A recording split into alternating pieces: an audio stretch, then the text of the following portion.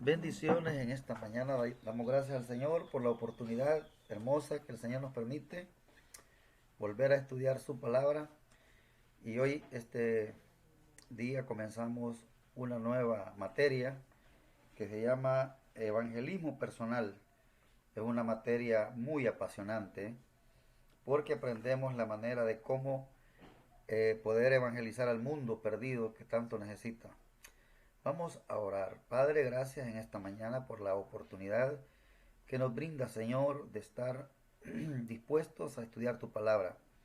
Esperando, Señor, que este estudio pueda animar a los hermanos a evangelizar para que muchos perdidos sean alcanzados por el Evangelio, Señor. Vivimos días peligrosos y las oportunidades que tenemos debemos de aprovecharlas, Señor. Ayúdanos a presentar tu palabra todos los días que tengamos la oportunidad, Señor. Por este medio, Señor, animamos a los hermanos estudiantes de este instituto y aquellos que son parte también de este canal que puedan comprender y si no son salvos que se puedan salvar a través de estos estudios. En el nombre de Cristo Jesús te doy gracias. Amén, Señor. Amén. Bien, este es una materia muy preciosa, lo que es el evangelismo personal. Vamos a estar eh, viendo la definición y los motivos para el evangelismo. Eso es lo que vamos a estar viendo y es muy importante conocer esta verdad. Y el mandato es ir por todo el mundo, predicar el evangelio a toda criatura. Muchas veces las primeras y últimas palabras de un discurso son muy significantes. Las primeras y últimas palabras de un libro muchas veces son las más memorables. Y así es con Jesucristo, porque Él precisamente eso fue lo que hizo, dio las primeras y las últimas instrucciones de Jesucristo hacia sus discípulos, a sus seguidores, y se centran en el evangelismo. Es muy digno de observar esto. Entonces vamos a ver estos principios introductorios en cuanto al evangelismo. Veamos lo que decíamos, que las primeras y las últimas instrucciones de Jesucristo hacia sus discípulos se centran en el evangelismo. O sea, Jesucristo estaba interesado en que el evangelio se expandiera, porque esa fue la razón principal por la cual Él se humanizó, se hizo hombre, para venir a pagar el pecado de la humanidad. Y en Marcos 1:17 leemos, y dice, y les dijo Jesús, venid en pos de mí, y haré que seáis pescadores de hombres. Es un dato interesante lo que Cristo está diciendo. Encontramos las primeras palabras a sus discípulos. Está llamándoles y está dando la comisión a que vayan y pesquen hombres. Porque estos hombres eran pescadores profesionales. Ahora Él les está dando instrucciones acerca de cómo salvar las almas. Y en Hechos 1:8 vemos las últimas palabras de que Jesucristo comienza y termina su ministerio, con instrucciones para nosotros acerca de ser testigos de Él. Entonces tiene sentido que Satanás quiera prevenir que esto suceda. Él quiere frustrar el evangelismo. Satanás no está de acuerdo en que los creyentes evangelicemos. Él siempre se va a oponer, él siempre va a estar tratando la manera de que los creyentes no evangelicemos, porque cuando comenzamos a caminar por la carne, nos desenfocamos de Jesucristo, del Evangelio, y el enfoque se pierde, y eso es una ventaja que Satanás toma sobre nuestras vidas. En Hechos 1:8 Jesús dijo, pero recibiréis poder cuando haya venido sobre vosotros el Espíritu Santo, y me seréis testigos en Jerusalén, en toda Judea, en Samaria y hasta lo último de la tierra. Esto es lo que Cristo está diciendo. Todo cristiano debería participar en el evangelismo. No solamente algunos. Cristo está diciendo acá a estos que estaban que quedaban ahí en el aposento alto, diciéndoles que iban a ser investidos del poder de Dios cuando viniera el Espíritu Santo, y con ese poder iban a testificar en Jerusalén, en toda Judea, en Samaria y hasta lo último de la tierra. Desafortunadamente, los hermanos no lo hicieron sino hasta que Dios permitió que Saulo se levantara para perseguir a la iglesia. Y es un dato que podemos ver. Entonces, principios introductorios en cuanto al evangelismo. Todo cristiano debería participar en el evangelismo, no solamente algunos, porque esta es la noción que tienen muchos creyentes, que el evangelismo solo es para el pastor, para el liderazgo. Pero aquí, en este pasaje de Hechos 8 del 1 al 4, vamos a ver que toda la iglesia participa en el evangelismo. Y dice, y Saulo consentía en su muerte. En aquel día hubo una gran persecución contra la iglesia que estaba en Jerusalén, y todos fueron esparcidos por las tierras de Judea y de Samaria, salvo los apóstoles. Y hombres piadosos llevaron a enterrar a Esteban, e hicieron gran llanto sobre él. Y Saulo asolaba la iglesia, y entrando casa por casa, arrastraba hombres y a mujeres, y los entregaba en la cárcel. Pero los que fueron esparcidos iban por todas partes anunciando el evangelio. ¿A quiénes vemos aquí predicando el evangelio?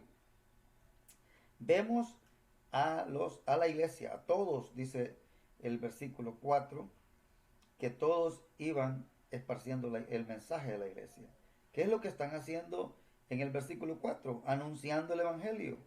¿Quiénes predican el evangelio? Toda la iglesia, no solo los líderes. Entonces vemos aquí que están involucrados, es un concepto general del evangelismo, no solo el liderazgo de una iglesia, sino todos los creyentes que hemos sido salvos por gracia.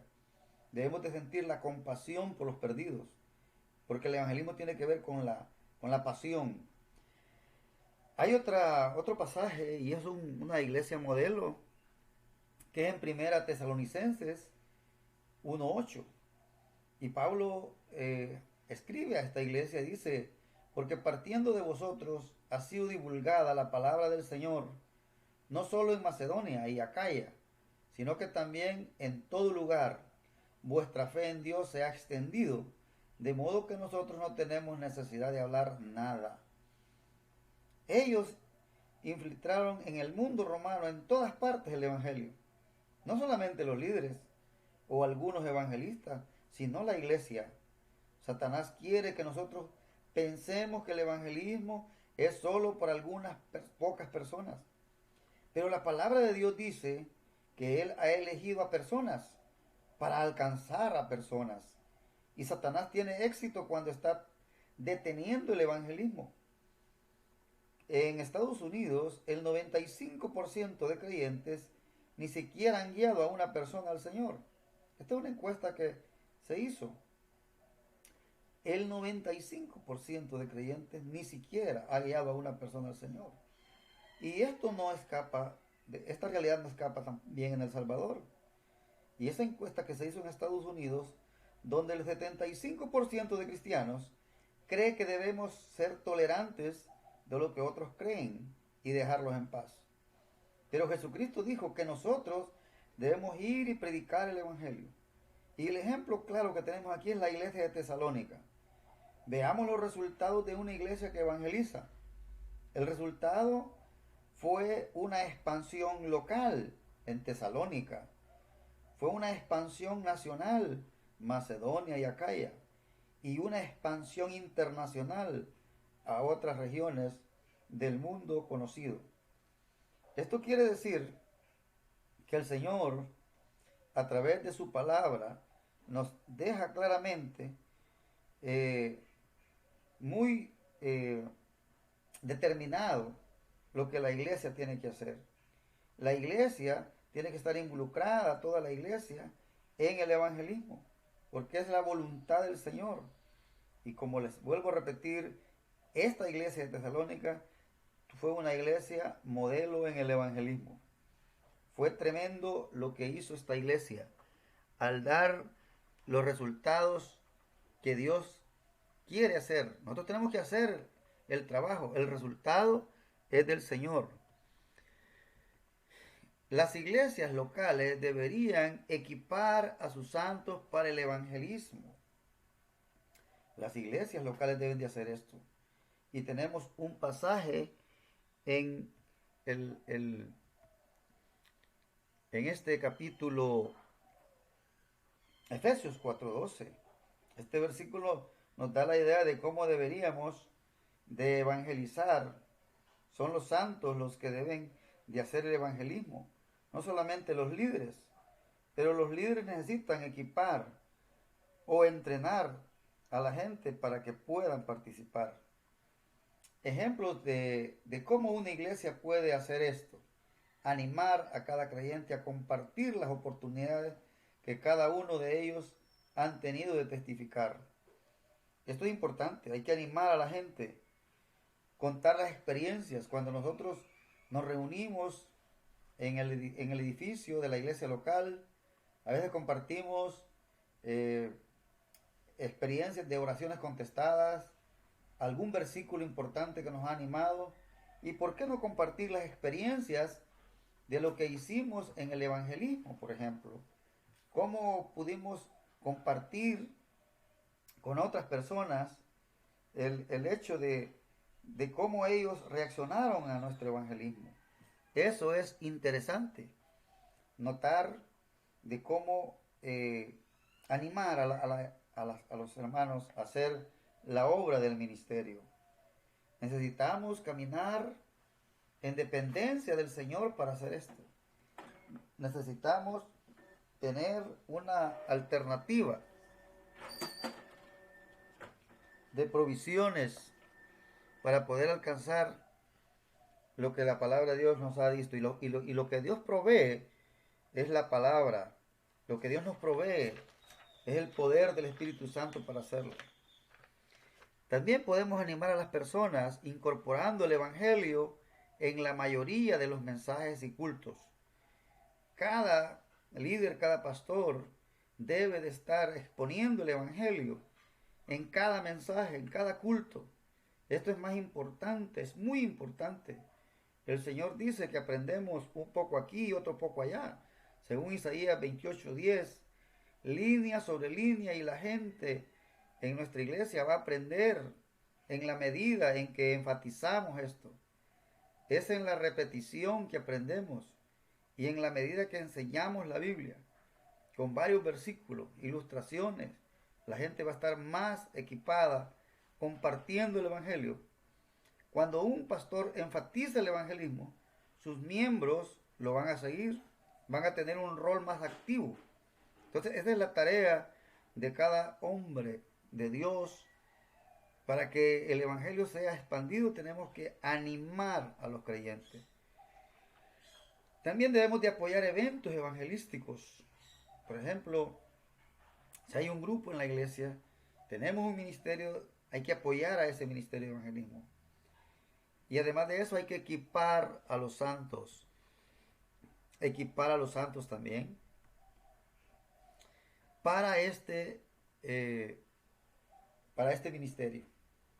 ¿Por qué? Porque necesitamos que cada quien sea enseñado. ¿Y cómo podemos equiparnos? Enseñando una serie de mensajes acerca del evangelismo, dándoles herramientas específicas para aprender. El Señor quiere que nosotros compartamos el evangelio. Y cuando enfatizamos el evangelio o el evangelismo, nuestra iglesia va a evitar estar dependiendo de traslados de creyentes de otras iglesias. El crecimiento numérico será parte de un evangelismo personal. No es bueno estar trasladando creyentes de una iglesia a otra. El crecimiento numérico y el crecimiento espiritual es mucho mejor cuando a través del evangelismo llevamos personas al Señor. personas necesitadas, que los perdidos están siendo salvos y no trasladando creyentes de otra iglesia. Es sumamente importante apoyar estos eventos evangelísticos, equipar a los santos. Es muy importante. Además, los términos que tenemos para la definición de lo que es el evangelismo, que es lo primero que las personas piensan cuando hablamos de evangelismo. Lo primero que surge en la mente de un creyente es, cuando hablamos de evangelismo, un estadio enorme, saturado de personas, con un predicador famoso, o ir de casa por casa tocando puertas. Pero la mejor manera para encontrar una respuesta es a través de la Biblia. Entonces, no se puede pensar en eventos masivos para definir qué es el evangelismo. Muchas personas tienen eventos masivos, pero realmente no son evangelismos. Y hoy vamos a aprender de la manera de cómo hacer un evangelismo personal y lo efectivo que es. Evangelium, este es un término griego que para traducir lo que es el evangelio. El evangelio, en su definición, ¿qué es lo que vemos? Los términos bíblicos del griego. Evangelion es una palabra compuesta. Eu quiere decir bueno. Y angelus o angelus quiere decir noticia o mensaje. Entonces, el significado básico es buenas noticias. Y está traducido como evangelio. Se encuentra 77 veces en el Nuevo Testamento. 66 veces en las cartas de Pablo. El énfasis es enorme. Entonces la palabra es usada estas 77 veces en el Nuevo Testamento, y solamente Pablo usó este término 66 veces en sus escritos. Entonces vemos el énfasis de Jesucristo para que la iglesia haga la obra. Por ejemplo, tenemos un pasaje en 1 Corintios que define lo que es el evangelio. En 1 Corintios capítulo 15, del 1 al 4, es muy interesante ese dato que tenemos en esta carta. Ahí está el pasaje más definitivo de lo que el evangelio es. Podemos ver que Pablo en todos sus escritos siempre predicó el evangelio, siempre evangelizó, siempre estuvo atento a presentar ese mensaje, porque esa es la manera correcta de que las personas sean salvas. No hay otro medio por el cual, no hay otro mensaje por el cual una persona se pueda salvar. Veamos lo que dice el capítulo 15, versículos del 1 al 4. Además os declaro, hermanos, el evangelio que os he predicado, el cual también recibisteis, en el cual también perseveráis. Si observamos bien el versículo 1, Pablo va a hacer una declaración de lo que es el evangelio. Y hay un dato interesante que dice este versículo 1, que Pablo predicó el evangelio y los corintios lo recibieron. Entonces es una actividad que hay que hacer, predicarlo, y los receptores que lo oigan, lo crean, lo van a recibir. En el versículo 2 dice, por el cual asimismo, si retenéis la palabra que os he predicado, sois salvos, si no creísteis en vano.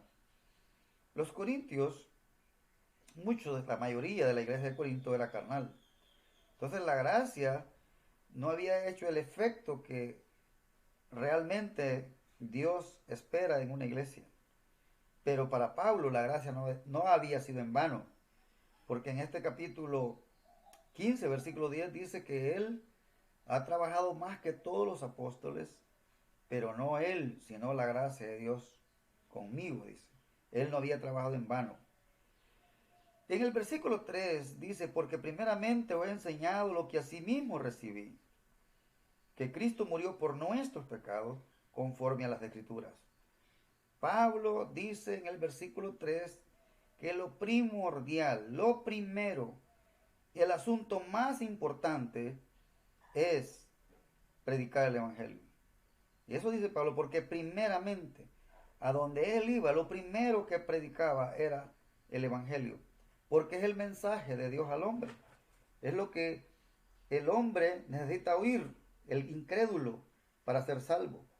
Los creyentes que conocemos esta verdad deberíamos de estar familiarizados con esta verdad. Y por eso el versículo dice que Él murió por nuestros pecados, porque Cristo no tenía pecados. Él tomó el lugar de la humanidad. A Él se le imputaron, se le pusieron todos los pecados. Ese es el mensaje que los creyentes debemos de difundir a todas las personas que tengamos oportunidad. Y el versículo 4 dice, y que fue sepultado y que resucitó al tercer día conforme a las Escrituras. ¿Qué es lo interesante de este versículo 4? Que como Él murió, Él fue sepultado. Pero lo grandioso es que al tercer día Dios el Padre lo resucita. Esa es la evidencia que el sacrificio que Cristo hizo en la cruz satisfizo la justicia y santidad de Dios. Ningún sacrificio en el Antiguo Testamento había complacido al Padre. Entonces la señal de que Él quedó complacido es porque levantó a su Hijo de la tumba. Cristo no se levantó. Dios el Padre lo resucitó con el poder del Espíritu Santo. Es el mensaje que todos debemos oír y lo que los creyentes debemos de predicar para que se realice la salvación de un perdido. Porque Cristo es lo que dice en San Lucas, que Él vino a buscar y a salvar lo que se había perdido. Ese fue el objetivo, la principal razón de su venida acá. Entonces, evangelizo, este es el término griego, es el verbo que quiere decir anunciar o predicar. Eso es lo que hay que hacer. Hay que anunciar. Este verbo quiere decir anunciar, predicar las buenas nuevas. Lo hemos visto en Hechos capítulo 8 del 1 al 4.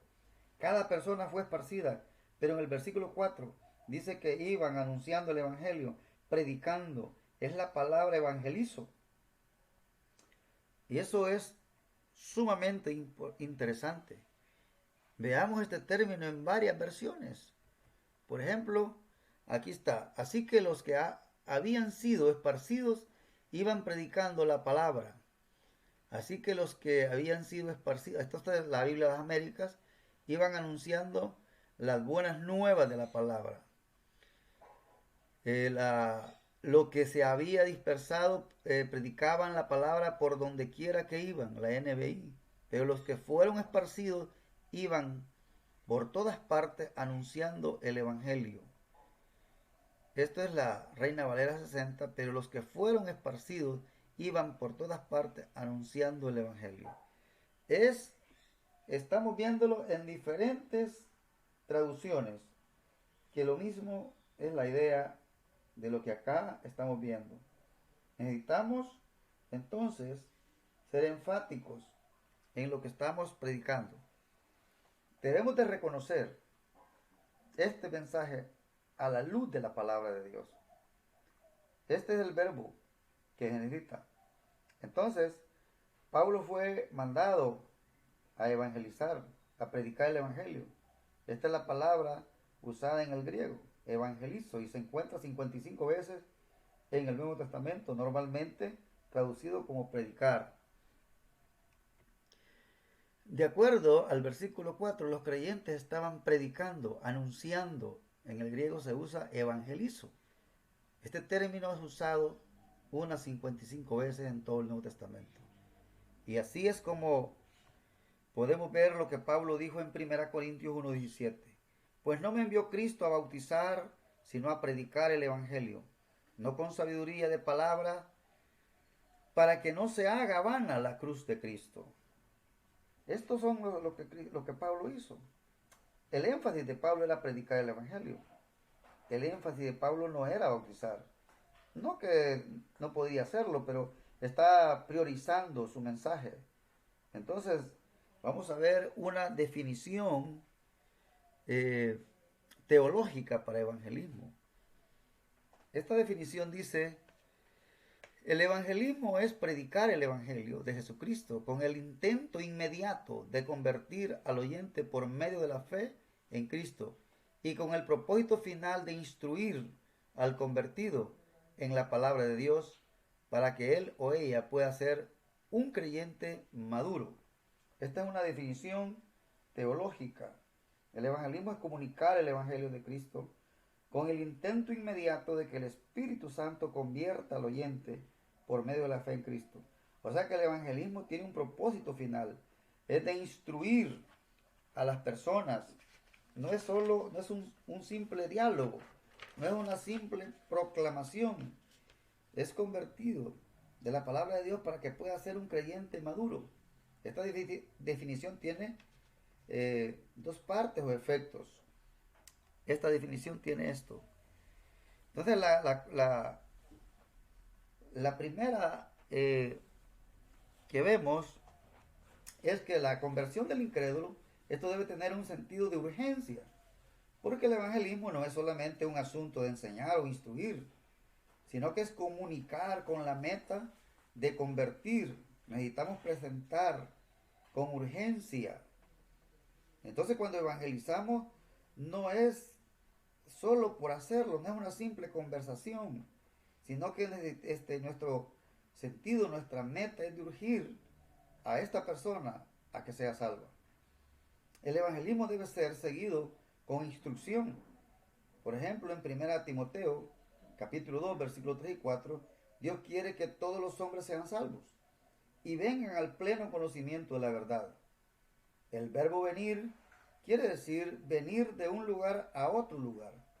Queremos empezar con la salvación, para luego venir y desarrollarnos en el conocimiento de la verdad.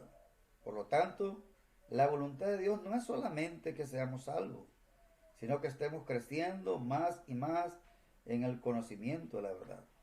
Entonces, el evangelismo efectivo alcanza a la gente para salvarles y desea también instruir al nuevo Hijo de Dios. Esto encaja muy bien con la gran comisión de nuestro Señor Jesucristo. Ahora que sabemos el significado y el sentido del evangelismo, que son buenas noticias de Dios al hombre, vamos a ver los motivos. Y voy a volver a repetir, es la buena noticia de Dios al hombre. Porque el hombre no tiene buenas noticias para Dios, pero Dios sí tiene buenas noticias para el hombre. Esto es sumamente interesante en la manera que nosotros estamos caminando a la luz de la palabra de Dios. Nos vamos a enterar de los motivos. ¿Cuáles son los motivos para el evangelismo? La condición y el destino de los que están perdidos nos impulsa a hacerlo. Eso es lo que es un buen motivo. La condición y el destino de los que están perdidos nos impulsan a hacerlo. Hay un lugar bien real y se llama infierno. Y aunque hay muchos que lo niegan hoy en día, es realidad. Esta realidad incluye el hecho de que Dios es santo. Y esta es la parte a donde la mayoría de personas no tienen un compromiso acerca de los perdidos. Viven tan felices cuando un creyente conoce esta verdad, cuando sabe la condición y el destino eterno de los perdidos, lo va a impulsar a hacerlo. Porque Dios es santo. Dios, y como Él es santo, Dios quiere, y Dios está separado. Dios está separado en dos maneras. Él está separado de su creación. Él creó el mundo, pero está separado del mundo. Y es diferente del mundo.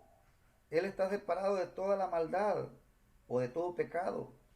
Entonces por eso es que hay un infierno, porque Dios es santo. Entonces vemos que hay una barrera que separa al hombre pecador de un Dios santo. porque el cielo es santo, Dios es santo, por lo tanto, esta persona está separada, el que no ha sido salvo, por la maldad de su pecado. Dios es luz y en él no hay tinieblas, dice 1 de Juan 1:5. Dios es moralmente perfecto. Esto quiere decir que Él es justo. El pecado es ofensivo a Dios. El pecado ofende al Señor. Entonces la doctrina del infierno es esencial porque nos muestra la justicia y santidad de Dios. Si Él no fuera santo, no habría necesidad del infierno. Podría haber un cielo y un casi cielo.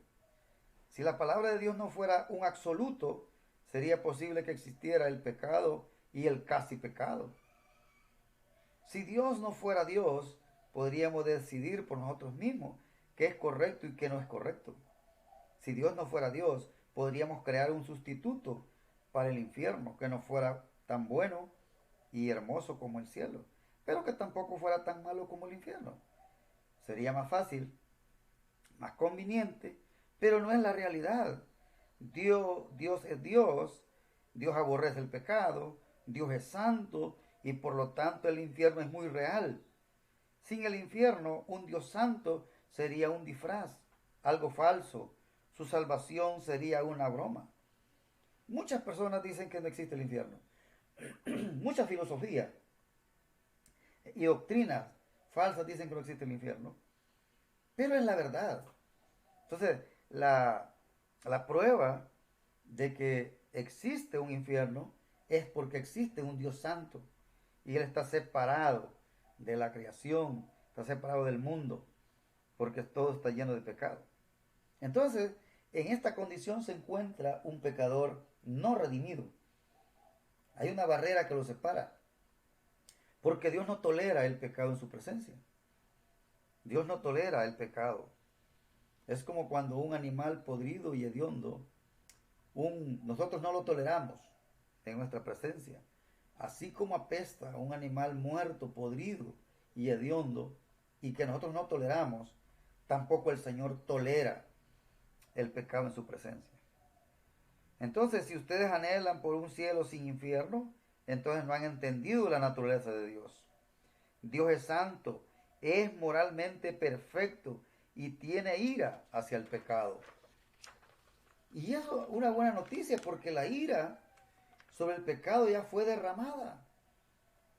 Él ya derramó su ira sobre Jesucristo, su propio Hijo. Dios, el Padre, castigó a su Hijo en lugar de la humanidad. Entonces Dios tiene ira. Esto tiene la idea de la ira de justicia con un sentido de castigar.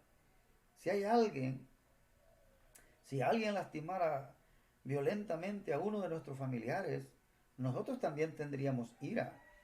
Y sería una ira justificada, porque lo que nos hicieron fue malo y debería de pagar el que hizo tal acción. Así es como Dios se siente con los más pequeños de nuestros pecados. Él tiene esa presencia, el pecado no la tolera.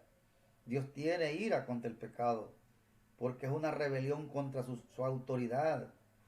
Esa es la criatura amenazando con su puño al Creador. La ira de Dios es real. Dios odia el pecado. Cada persona tiene un sentido de la ira de Dios. Los perdidos con quienes vamos a hablar tienen un sentimiento de temor porque Dios está enojado contra ellos. Ningún ser humano ignora de que existe un ser superior. Nadie lo ignora. Todos somos objetos culpables bajo su ira. Nadie merece la justicia de Dios. Nadie. Entonces, el destino del hombre pecador es lo que impulsa a hacer que nosotros podamos evangelizar a estas personas. Por eso, en Romanos capítulo 3, 10, 11, 19, versículo 23, ¿qué es lo que leemos ahí? Dice que no hay justo ni aún uno. No hay quien haga el bien. Nadie es justo.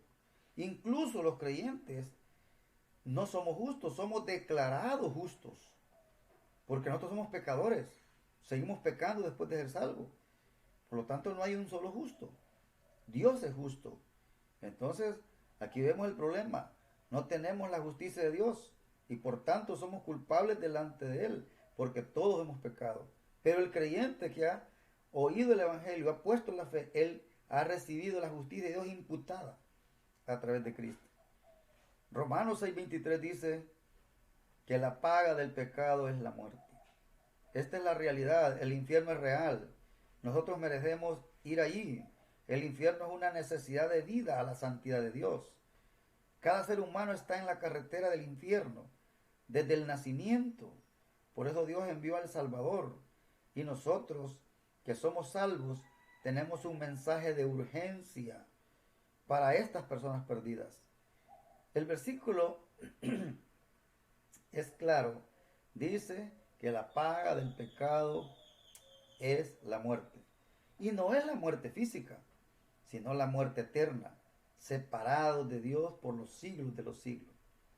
Pero Cristo pagó, porque en el pago del pecado hay dos maneras. Una persona infinita sufre por un tiempo breve y realiza el pago infinito. O una persona finita sufre por un tiempo sin fin pagando sus pecados. Por eso el infierno no tiene fin. Es de suma importancia que los creyentes conozcamos todas estas verdades para que cuando evangelicemos concienticemos a los perdidos, para que a través de la palabra del Señor crear la necesidad de la salvación. Esa es nuestra tarea como creyentes en Cristo. Los esfuerzos de los religiosos por ser salvos, ellos se esfuerzan. Por eso que en el camino ancho van tres tipos de hombres: el inmoral, el moral y el religioso.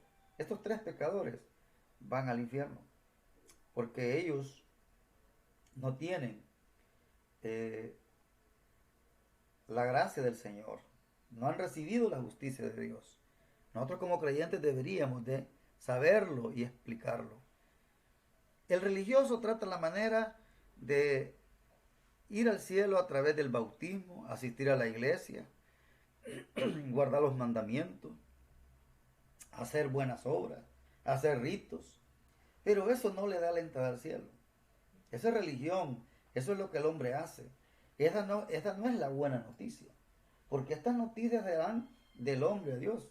Por ejemplo, en el capítulo 7 de Mateo, vemos que los hombres están diciéndole a Jesucristo en el día final que ellos hicieron uno y otra cosa.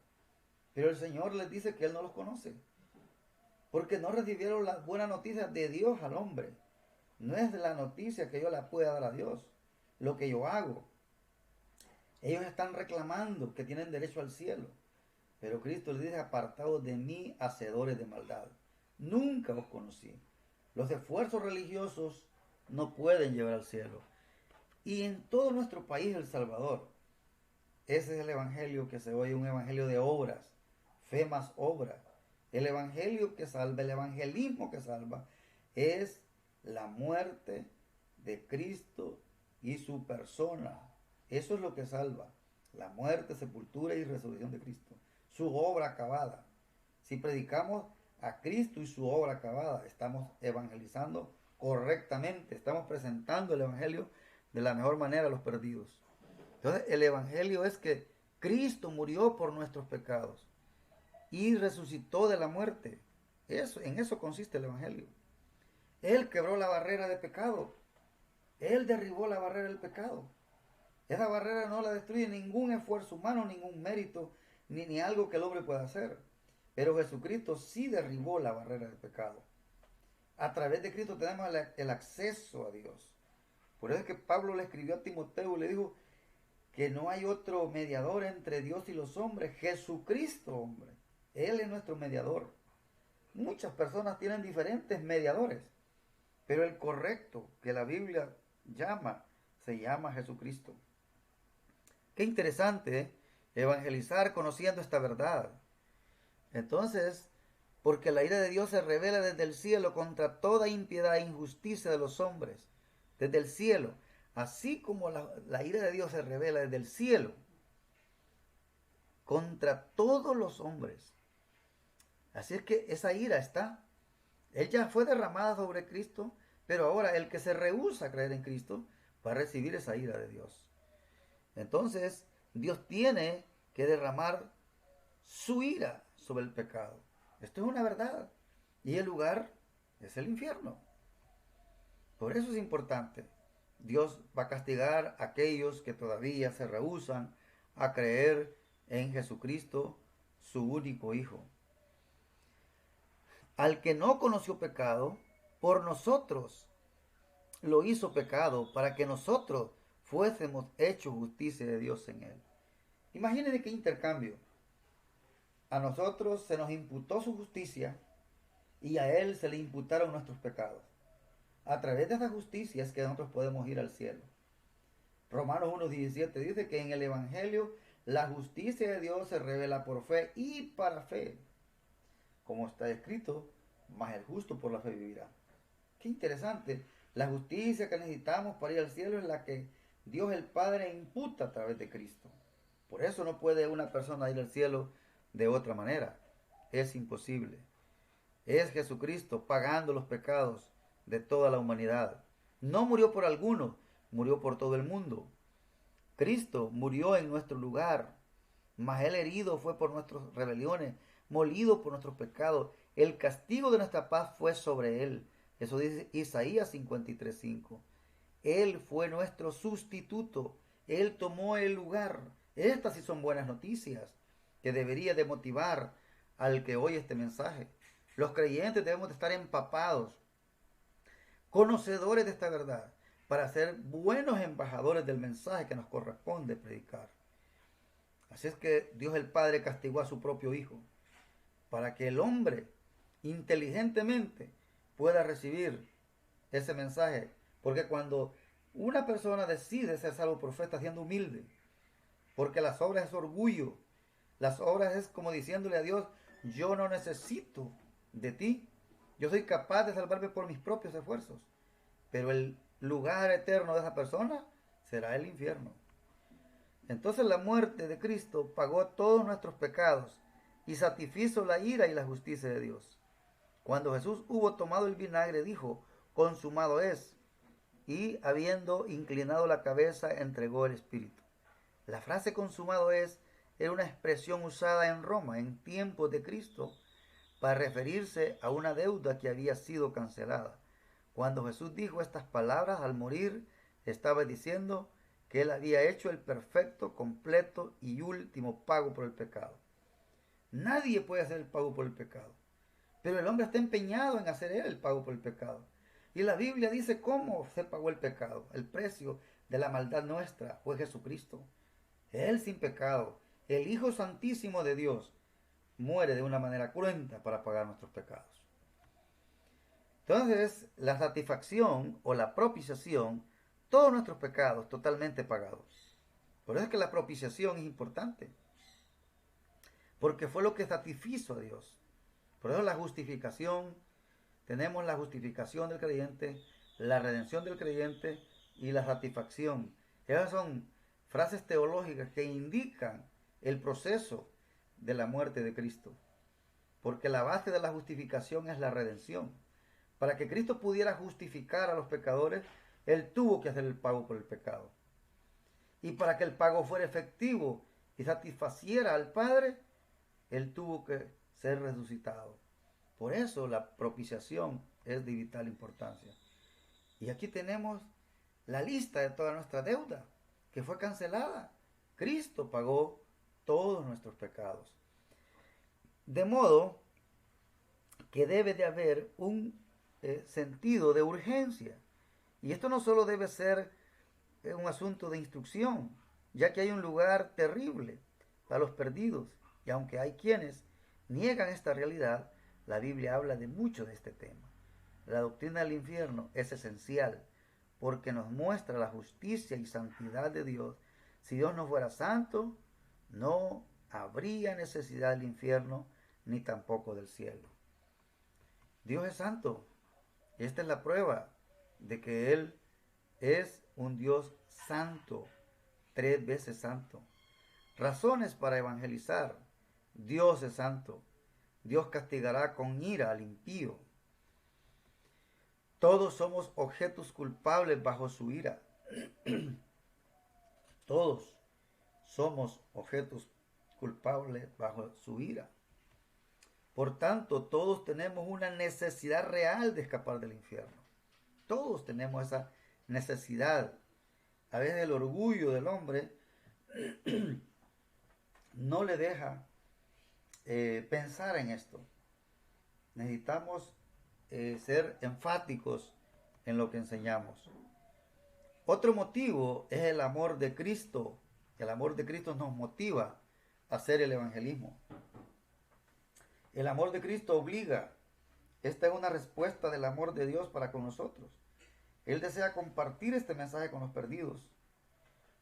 Y cuando nosotros somos salvos, desea alcanzar a otros por medio de nosotros. El amor de Cristo hacia nosotros debe ser nuestra motivación. El Señor ha dicho, les he amado con amor eterno, según Jeremías 31:3, y quiere atraernos a Él por medio de su amor. Entonces el amor de Cristo nos constriñe, porque el amor de Cristo nos constriñe, pensando esto, que si uno murió por todos, luego todos murieron. Si yo conozco esta verdad de 2 Corintios 5:14, sabiendo cómo Dios me amó, cómo Dios se entregó por mí, esto será un motivo suficiente para que yo pueda anunciar el mensaje correctamente, bíblicamente, animar a los impíos a que crean en este mensaje, orientarlos de la mejor manera con ilustraciones, con conceptos bíblicos, no hablando de mi propio conocimiento, sino nuestro conocimiento tiene que ser bíblico. La respuesta de un corazón agradecido ha de ser compartir el mensaje del Evangelio. Cuando una persona ha sido salvo, esa persona está agradecida y quiere que otros vayan también al lugar donde él va a ir. Es interesante cómo necesitamos la instrucción para que otros lo hagan. Este es un ministerio que Dios nos ha dado. Esta es otra razón por la cual debemos de predicar el evangelismo, de hacer el evangelismo efectivo. Es un ministerio que Dios le ha dado. Dios nos dio el ministerio de la reconciliación.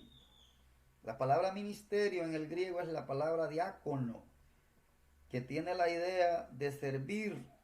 Dios ha dado a cada persona en la iglesia un ministerio para compartir el evangelio. Y la palabra reconciliación quiere decir ajustar, restaurar. Cuando la persona no ha sido salva, no está reconciliada con el Señor. Y ese ministerio lo tenemos todos los salvos. Por eso la reconciliación ocurre una vez.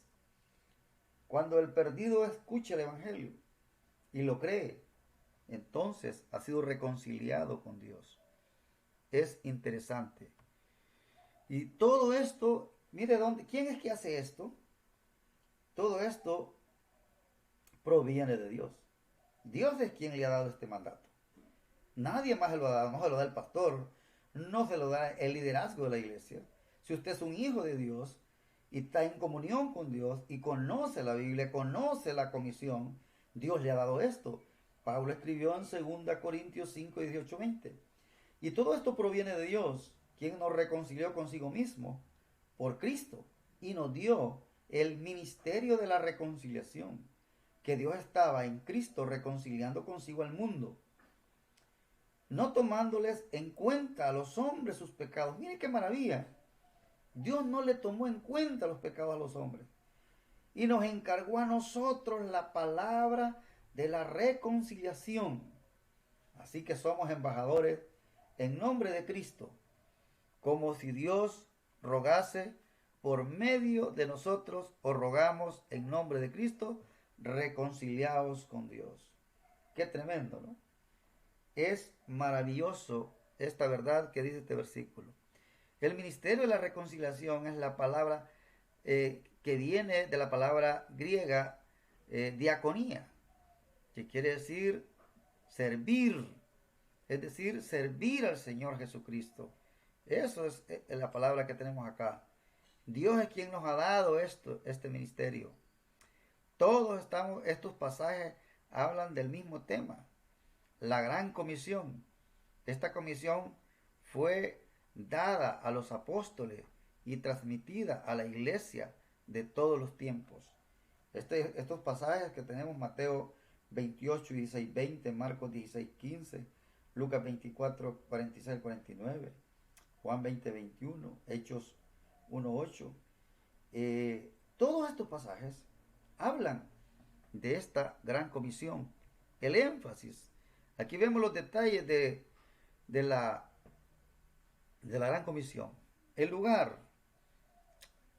Hay un lugar, fue en un monte según Mateo, porque dice, horas después que se produjera la ascensión del Señor Jesús a los cielos, los discípulos volvieron a Jerusalén desde el monte que se llamaba el Olivar, el cual está cerca de Jerusalén, camino de un día de reposo.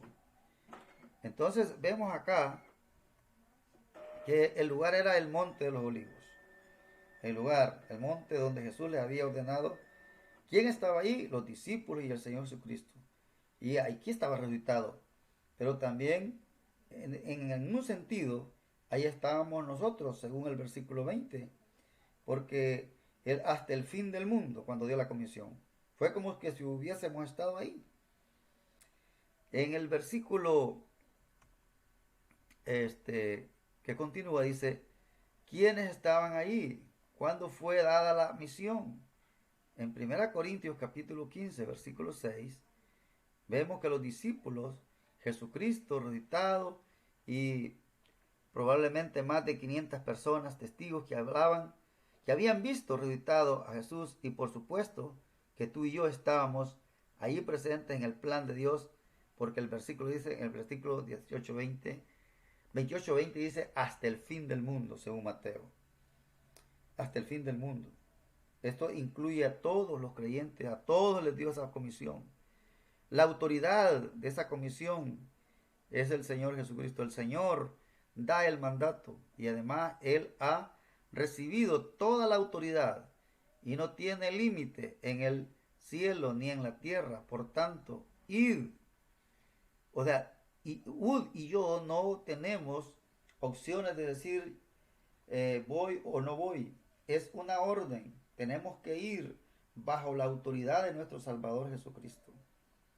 Es sumamente interesante que la comisión fue dada por Dios, un mandato de Dios. Es un mandato de la misión que Dios nos ha encomendado. El Señor da el mandato, hacer discípulos. Es el único verbo y es el punto principal en el griego. El escritor Mateo es un escritor que sigue muy bien la instrucción. Ese es el mandato. No, no se necesita preguntar, ¿debo ir o me debo quedar? Tienes permiso, tienes la autoridad de predicar este mensaje. Por eso los apóstoles en Hechos 5:29, cuando el gobierno les dijo no prediquen el evangelio, dijeron, es necesario obedecer a Dios antes que a los hombres. ¿Qué iban a obedecer? Cumplir la gran comisión de Mateo 28. Esto nos consuela, tenemos la autoridad y el permiso, el mandato es hacer discípulos. Ese es el permiso, el mandato, hacer discípulos. Y en esto de que tenemos de hacer discípulos, ¿qué es un discípulo? La palabra en el griego es matheteu, que significa uno que sigue las instrucciones del líder. Un estudiante, un seguidor, uno que está atado a otra persona para aprender su sabiduría. Este es un discípulo. Recuerden la definición del evangelismo. Uno que está convertido a Jesucristo y que llega al conocimiento de Él. Si vamos a obedecer a este mandato de hacer discípulos, necesitamos predicar el evangelio. Toda la palabra de Dios a los que creen. Obviamente un discípulo es alguien bajo instrucción bíblica. Esto es porque la Biblia nos da este plan de la iglesia local. La iglesia local predica el evangelio y es la iglesia local quien predica la doctrina. Y cuando la iglesia de Dios está funcionando en una manera correcta, vamos a ser discípulos. Entonces el mandato es hacer discípulos. Ese es el mandato. La actividad. Veamos la actividad. Según Mateo 28, 19 y 20. Ir, esa es la actividad. Ir, yendo, estar yendo. Tenemos actividades de ir para ser discípulos. Necesitamos ir. No es posible hacer discípulos desde el confort de mi casa, desde el edificio de la iglesia donde nos reunimos. Podemos quedarnos en este edificio toda una semana y nadie va a ser salvo. Necesitamos salir de estas puertas hacia el lugar donde están los inconversos, los perdidos. Esa es la segunda actividad, hacer discípulos. Esta es una labor humana maravillosa que responde al mandato de Jesús. Esta es la segunda, es bautizándolos. Es increíble, ¿no? Hacer discípulos, ir a ser discípulos y bautizarlos es la número 2, es el medio ritual visible por el cual mostramos la realidad espiritual de la justificación, que es un hecho espiritual real en cada persona que pone su fe sola en Cristo Jesús. Quiero declarar esta segunda actividad. El bautismo es la identificación pública con Jesucristo. Es donde uno demuestra su lealtad a Él. Allí uno está diciendo a todos los presentes, yo soy de Cristo. Esta es la manera lógica en la que un discípulo puede mostrar que es un discípulo. El bautismo en agua es el rito, pero la realidad fue hecha anteriormente. Primero fui bautizado con el Espíritu Santo, un bautismo que no se ve. Pero el bautismo de agua es el rito que testifica públicamente. Es un ritual visible. Y estoy mostrando la realidad espiritual. Mi realidad espiritual es cuando fui salvo. Eso es interesante conocerlo. Eso es importante. Y todo está basado que yo fui muerto, sepultado y resucitado con Cristo. Esta es la realidad. Cuando yo fui salvo, según Romanos 6, yo fui muerto con Cristo, sepultado con Cristo y resucitado con Cristo. El bautismo en agua es lo que ilustra en una forma visible cuando yo voy a esta segunda actividad, que es bautizarlo. Qué interesante esta verdad. La tercera actividad es enseñar. Esta es otra labor especial y honrosa para un creyente, el poder instruir a otro creyente en el consejo de Dios. Es enseñar la enseñanza. Necesitamos instruir en las cosas de Jesucristo, las cosas que necesitan para su cimiento y su edificación. Hay que poner los cimientos para que sean edificados hasta que estén establecidos. Este es un proceso que continúa y que tiene como propósito el crecimiento y la madurez. Es la meta final del evangelismo. Ser salvos y luego hacer creyentes maduros en el transcurso del tiempo. Es un trabajo muy grande. Es durante toda nuestra vida. Vivamos en esta tierra. Debemos de hacerlo. Es importante que lo hagamos enseñando la palabra de Dios. La promesa personal o personal final dice que Él va a estar todos los días. Y aquí yo estoy con vosotros todos los días hasta el fin del mundo. Amén. Esa es la promesa personal. Yo estoy con vosotros todos los días hasta el fin del mundo. Estaba con ellos en ese tiempo y está con nosotros ahora. Tenemos la presencia personal de Jesucristo, por lo tanto, nunca vamos solos. Esta es una promesa en la cual podemos confiar. Podemos confiar en esto. Jesús está con cada uno de nosotros. Tenemos la presencia personal de Jesucristo. Con nosotros también está el Espíritu Santo. Nunca estamos solos. Nunca estamos desprovistos de esta gran comisión. Ahí está Cristo con nosotros. Siempre estará Él con nosotros. Siempre Él estará con nosotros. Entonces, dos conclusiones. Yo les doy autoridad. Nunca los voy a dejar. Y en el medio de estas dos frases, dice, id y hacer discípulos. De las 4 razones para evangelizar que hemos visto, esta es la última, es la más importante, porque es la voluntad de Dios y es un mandato de Dios. Ya va a haber tiempos cuando no vemos la necesidad, pensando en la primera razón. Cuando ya no sentimos la necesidad, la primera razón era la condición y el destino de los perdidos, nos impulsa a hacerlo. Cuando ya no sentimos eso, estamos desenfocados. Ha sido realidad en muchos de nosotros. A veces nosotros perdemos la perspectiva de la realidad del infierno. Y va a haber tiempos cuando no respondamos al amor de Dios por nosotros. A veces olvidamos la segunda razón para evangelizar, que es el amor de Cristo. Es el amor de Cristo. Ese amor de Cristo que nos salvó a nosotros. Pero vemos que el Señor dice, haced discípulos. Y este es el mandato que está encima de nuestras circunstancias o como nos sentimos ese día. No importa las circunstancias, el mandato está ahí. Él nos da este mandato. Esto es semejante a un matrimonio. Los novios antes de casarse están tan enamorados que hacen muchas cosas por la novia. Es cierto que están muy animados a estar con ella y luego se casan. Pero ¿por qué es que Dios tiene que darnos este mandato? Maridos, amad a vuestras mujeres y no seáis ásperos con ellas. ¿Por qué Dios da ese mandato en Colosenses 3:19? Pueden imaginarse a un predicador diciendo a un novio el día de su boda, necesitas amar a tu mujer. Él diría, por supuesto, pero Dios necesita decirnos que debemos amar a nuestras esposas. Ama a tu mujer. ¿Por qué? Porque los tiempos han cambiado, la luna de miel ya se ha acabado. Hay circunstancias peores. Y Dios necesita decirnos en blanco y negro cuál es la voluntad de Él. Así es con el evangelismo. Hay muchas razones buenas por las que deberíamos hacerlo.